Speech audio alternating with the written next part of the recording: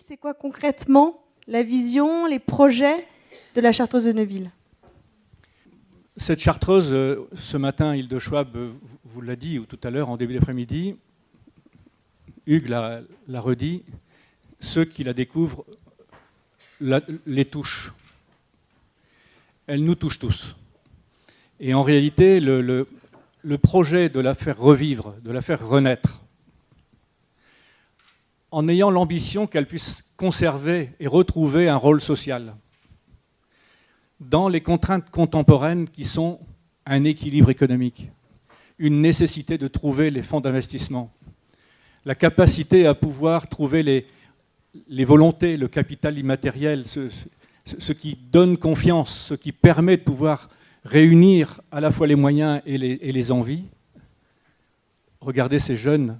Je veux dire, comment ne pas faire ce qu'il faut pour que ces jeunes puissent découvrir dans 10 ans, dans 15 ans, dans 20 ans, une chartreuse qui a un rayonnement, une attractivité internationale au service des hommes, basée sur un équilibre économique fondé. C'est ensemble que nous pouvons y arriver. Il nous reste encore quelques points à réunir pour pouvoir faire en sorte que ce soit fait. Mais regardez le chemin parcouru depuis l'origine, où nous n'avions rien, où Thierry a pris l'initiative de mobiliser près de 20 millions d'euros, où nous avons aujourd'hui des soutiens publics engagés, et sur lequel il nous manque encore un peu de soutien public, et encore un peu de mécénat et de dons. Avec les investisseurs privés aussi, Thierry Gare. Vous avez monté une ingénierie financière incroyable. Donc c'est de raconter effectivement cette ambition que de rénover un lieu, donner en fait une activité et un contenu. Donc vous avez des gens des investisseurs, qui vous connaissent depuis un certain nombre de temps et qui vous font confiance et qui sont aussi capables, je dirais, au bout d'un certain laps de temps, de mettre du contenu dans leur choix d'investissement et qui ne regardent pas uniquement et seulement l'unique rentabilité, mais aussi de pouvoir participer à des choses qui ont du contenu et qui ont du sens. Donc ça, c'était les premiers investisseurs qui sont venus, qui sont regroupés au sein de moi pour pouvoir, d'abord, dans un premier temps, acheter cet ensemble. Et après, c'était de trouver effectivement le montage financier qui permettait d'allier un certain nombre de choses. Un, donc, la rénovation de ce site. Deux, de lui donner cette ambition et ce contenu à très long terme au travers d'une fondation. Et le troisième point qui est déterminant, c'est de lui donner son autonomie économique afin qu'on puisse réaliser, au fur et à mesure du temps qui passe, la réalisation de ce contenu. Donc voilà, donc j'ai œuvré pour que tout ça puisse se faire. Ça a pris quoi maintenant? Ça fait 4-5 ans.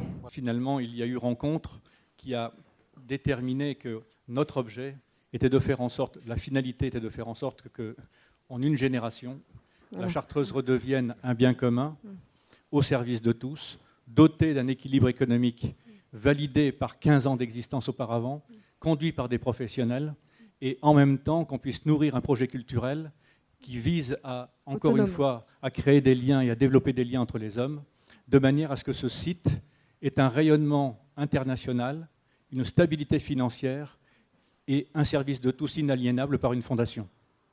Oui, alors ce que j'ai oublié de dire, et tu as raison Yves de le préciser, c'est que les investisseurs privés, ils sont là que pour un certain laps de temps. Ils sont là pour que le projet puisse sortir de terre. Et ils auront pour vocation, effectivement, à échéance d'une quinzaine d'années, de sortir du schéma et de redonner la totalité, en fin de compte, de ce bien à la fondation. Mais quand ils ressortent du schéma, comme vous dites, ils ne perdent pas leurs fonds, ils les récupèrent. Et en même temps, ça reste la propriété de la fondation. Exactement. Tout le montage est monté pour qu'un investisseur qui a porté ses fonds à l'origine pour rénover va donner, en fin de compte, son bien en location à une société d'exploitation qui permettra en fin de compte de créer les unités d'hébergement pour pouvoir mener à bien le projet de la fondation. Là où habitaient les Chartreux. Exactement, là où habitaient les Chartreux, puis les premiers et deuxième étage des bâtiments de la Cour d'honneur. Et au terme de ces 15 ans, ils ont pour obligation, puisque c'est déjà une promesse de vente qui est déjà écrite. Oui, tout à fait, c'est prévu dès l'origine, de céder en fin de compte leurs biens sur le montant en fin de compte des travaux, quel que ça avait été prévu à l'origine. Donc il n'y a pas de plus-value sur la réalisation des travaux au terme de la 15e année à la Fondation. D'accord. Et eux ont bénéficié d'une défiscalisation dans le cadre de la loi de rénovation d'un patrimoine. Voilà. Et donc, c'est gagnant-gagnant. Gagnant-gagnant. Non, j'allais employer le mot gagnant-gagnant, vous l'avez fait avant moi, Christine, c'est parce qu'on voit bien que c'est dans ce montage qui est assez exemplaire, hein, sincèrement, on ne voit pas des montages comme ça encore tous les jours en France. Je pense qu'on va en voir de plus en plus, parce que comme les montages financiers qu'on a connus dans les 30 ou 15 dernières années sont plus compliqués à faire aujourd'hui, on va aller vers ce type de montage, mais on voit bien qu'à la sortie, finalement, si on sort comme il faut, chacun va s'y retrouver. Vous avez amené des investisseurs qui vont s'y retrouver. Vous qui représentez la population locale, avec les retombées que vous avez indiquées, vous allez vous retrouver. Donc ce montage est gagnant-gagnant. Là où je dis bravo, c'est qu'en fait ça dérange. En fait, c'est ce que j'ai dit tout à l'heure, c'est-à-dire que innover, là ce type de montage, on n'a pas l'habitude. Donc vous l'avez dit tout à l'heure, Monsieur le Président, il y a besoin de faire des allers-retours, quoi, parce qu'au début, mais c'est quoi ces investisseurs privés qui viennent là? Qu'est-ce qu'ils veulent faire? Et puis l'investisseur privé peut se dire oh, mais la communauté, ça c'est très lourd, je ne vais jamais m'en sortir, etc. Donc il faut dépasser un certain nombre, finalement, un peu d'a priori, de barrières. Des deux côtés. Et bravo, franchement, je le dis pour me balader quand même pas mal, bravo de l'avoir fait, d'être en train de le faire, parce qu'à la sortie, on peut être dans un système dans lequel tout le monde a gagné, et c'est ça dont on a bien besoin aujourd'hui. Et on parle d'éco-construction, c'est intéressant la manière dont vous êtes assis finalement tous les trois, parce que dans les modèles économiques hybrides, comme on dit, de l'innovation sociale ou sociétale, il y a souvent des investissements, et un investissement personnel ou financier d'ailleurs, public, privé et philanthrope. Et alors là, vous êtes réunis tous les trois. Monsieur Bettoir, la place de la puissance publique dans tous ces projets, comment est-ce qu'on choisit d'investir 1 million? Quels sont les critères finalement que votre communauté de communes a retenu? Et puis l'importance finalement de ce projet pour le territoire. Pourquoi? 3 choses. Sauver un patrimoine, comprendre et adhérer à un projet et avoir des retombées sur le territoire et au-delà du territoire. Voilà en gros les motivations de notre communauté de communes sur ce projet. L'État doit s'impliquer et l'État s'est impliqué. Dominique Dupilet, président du Conseil général, estimait que cette chartreuse était quelque chose qu'il fallait sauver. Mais il l'a dit très clairement. Il n'est pas pensable que notre collectivité et le Conseil régional s'impliquent dans cette opération à hauteur de 4,5 millions pour les pouvoirs publics sans qu'il y ait une forte implication de la collectivité territoriale en responsabilité directe. Et c'est ce discours que nous avons tenu à nos élus, en disant nous sommes co-responsables, nous sommes en co-construction, puisque c'est le mot, dans cette opération. Et ça n'a jamais été facile, rien n'est facile, n'est-ce pas, Monsieur Ducrot? Mais au bout d'un certain nombre de temps, de démarches, d'explications, de rencontres, nous avons accepté de partir dans cette aventure en mettant cette somme qui, effectivement, est une somme imposante. Alors, il fallait adhérer au projet. Et pour adhérer au projet, eh bien, il fallait que M. Ducrot et Mme Noyon, Alexia Noyon et Yves Ducrot, eh bien, viennent expliquer le projet. Et ça a été une longue co-construction avec également M. Gare. On s'est vu, on s'est revu, on s'est expliqué.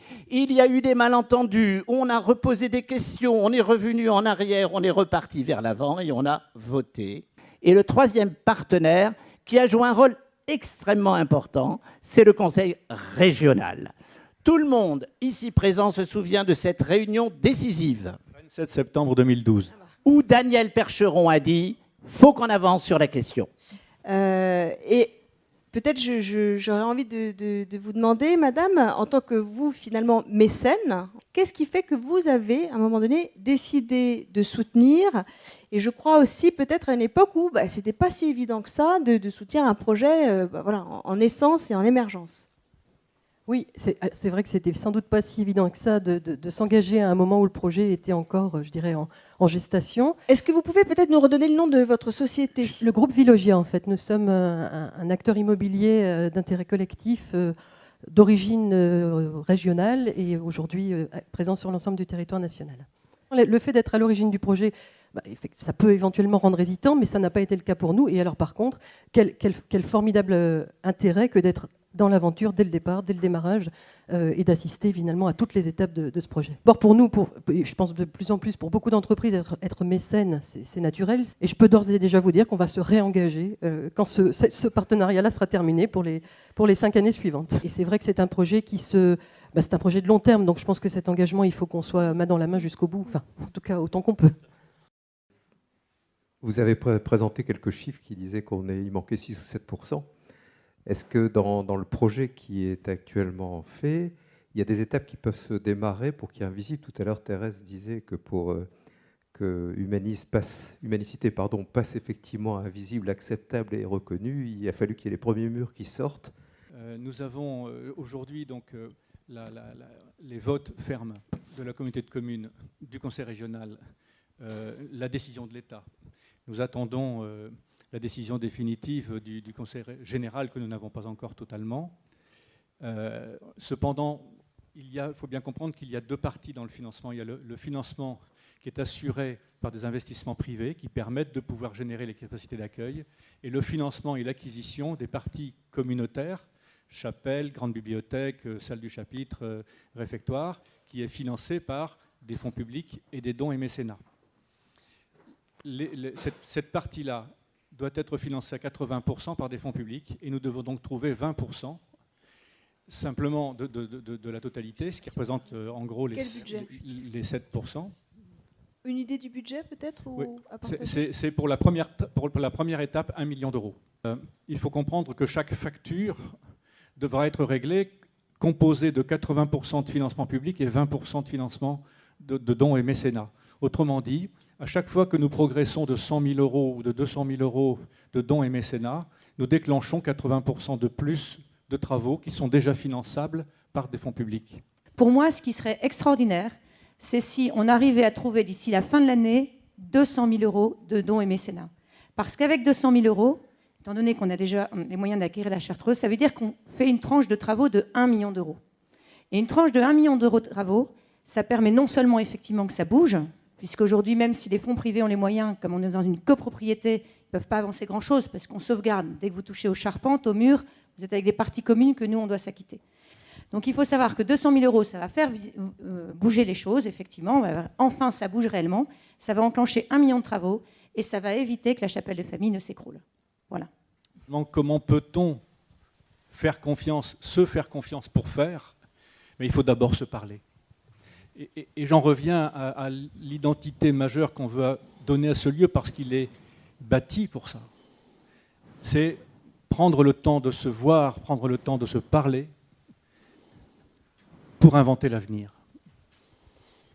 Il y a des moments où il peut s'organiser des colloques, des séminaires, des réunions de travail, où des entreprises, des organisations de toute nature, voire des familles, voire des associations, auront intérêt à trouver un lieu où ils peuvent prendre un peu de recul. Comme on le disait tout à l'heure, le seul fait d'être dans ce lieu amène à prendre un peu de recul sur soi, un peu de modération, et donc de trouver un lieu où ils vont pouvoir se parler.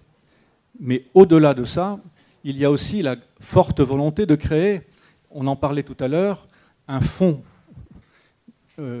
documentaire, je ne sais pas comment l'appeler, qui constituera ce que j'appelle, moi, le capital immatériel qui sera du matériel. Mais le fait de pouvoir diffuser des initiatives positives, de montrer ce qui se fait, ce que ça a pu éventuellement créer comme difficulté et comme réussite, donne des idées à ceux qui cherchent des solutions à des problèmes.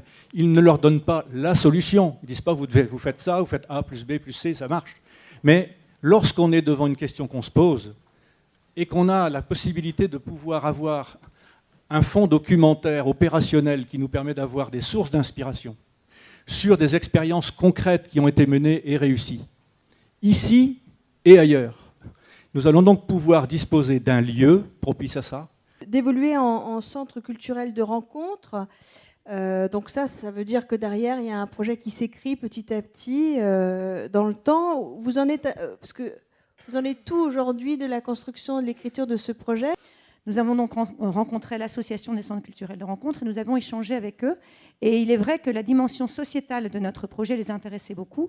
Il n'en demeure pas moins qu'il fallait que ce soit associé avec un contenu artistique plus musclé, plus complet et qui soit en cohérence totale. Donc il ne s'agit pas de faire un lieu avec deux têtes, mais bien un ensemble cohérent qui associe les deux.